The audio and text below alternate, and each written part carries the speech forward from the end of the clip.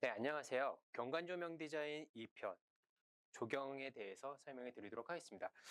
앞에 설명에서 말씀드렸듯이 지금 이제 이 부분이 컬러로 나와 있는 부분인데요. 아까 말씀드렸던 이 뒤에 있는 유리 글라스 하우스 자체가 이제 국내에서 설계가 된 부분이라고 보시면 될 것 같아요.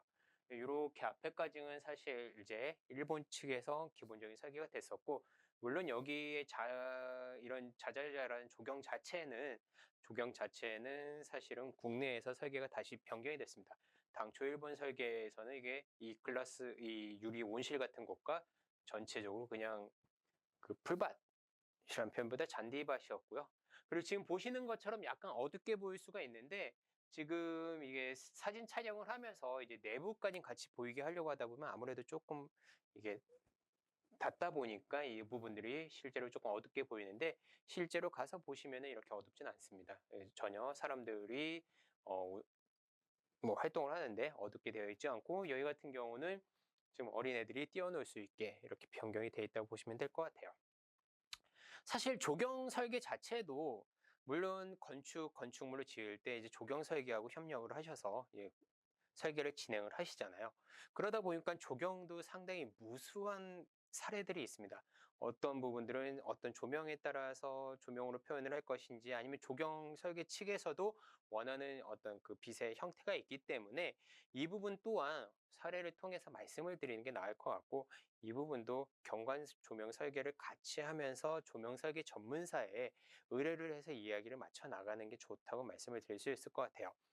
근데 요즘 이제 약간 한 가지 이슈가 있는 게, 이제 지금 보시는 건 수목등의 어떤 표현 방식이긴 한데요. 이런 수목에 대해서 조명을 쏘는 거에 대해서 생태적으로 이제 말씀을 하시는 경우가 있어요. 생태적으로 해서 벌레가 꼬인다든지 이런 식생들이 쉬지를 못하기 때문에 문제가 생긴다라는 부분들이 있는데, 이제 이거는 이제 빛공유하고는 조금 다른 얘기이긴 하지만, 어찌됐든 그런 부분들은 어떤 게 선후 관점인지에 대해서 조금 보고 결정을 해야 되지 않을 부분인가 싶습니다. 실제로 어떤 사례에서는 제가 활동하고 있는 어떤 지자체 심의에서 제가 이제 어떤 이런 수목등 부분에 대해서 좀 보완을 했으면 좋겠다고 했는데, 이제 다른 이제 조경 파트 쪽에서 나왔던 얘기가 그렇게 되면은 조금 벌레들이 생기고 하기 때문에 좋지 않다라고 말씀을 하신 적도 있었고요. 그리고 제가 실제로 했던 바닷가에 있는 카페에 이제 경관 조명을 진행을 했었을 때, 이제 건축주분께서는 디자인은 좋은데 여름철에 아무래도 바닷가다 보니까 이제 벌레들이 꼬여들 수 있다라는 부분에 대해서 좀 설계가 변경이 된 부분, 이 디자인이 바뀐 부분도 있습니다. 그리고 이 조경 같은 경우는 아무래도 좀 생태적인 부분하고 같이 이루어지긴 하지만, 사실 우리가 경관 조명을 진행하는 데 있어서 같이 진행을 하게 한다고 했을 경우에는, 저는 조경도 하나의 어떤 그런 큰 덩어리 안에 맞춰서 같이 이야기를 풀어가는 게 좋지 않을까라고 생각하기 때문에 설명을 드리는 부분이고요. 사실 조경에 대한 조명 설계는 건축가나 아니면 조경 설계 쪽하고 얘기를 하면서 풀어가는 게 오히려 더 맞는 프로세스입니다. 그러면서 조명과 조경, 건축이 같이 모여서 그 이야기를 만들어가는 게 좋다고 보시면 될 것 같아요. 자, 사실은 이 조경에 있어서 가장 크게 나타나는 부분이 어떻게 보면 이제 나무죠. 나무들을 이용해서 이제 하는 부분인데, 지금 보시는 거는 어떤 이 조명 위치에 따라서 보여지는 그 빛에 대한 그 나무들의 느낌이라고 보시면 될 것 같아요. 사실 우리나라에서 가장 많이 보이는 이제 화렵수의 개념이고요. 전면에서 쐈었을 때, 전면에서 조금 떨어져서 이렇게 조금 수목등, 흔히 해서 저희가 말하는 수목등을 쏜 거고요. 얘 같은 경우에는 이 바로 나무 밑에서 엄나잇을 쏜 겁니다. 보시는 것처럼 어떤 전체적인 볼륨감을 살리기에는 이렇게 앞에서 쏴주는 게 좋고요.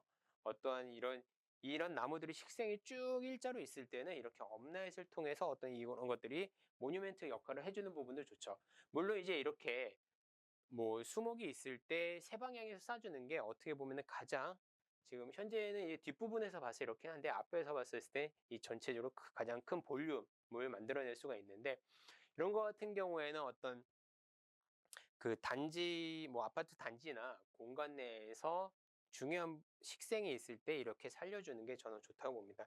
그리고 이런 부분 같은 경우에는 이런 설계 방식은 사실 국내에서는 조금 많이 사용하지 않는데, 조경 설계 쪽에서는 조금 많이 사용하시는 부분도 있는 것 같아요.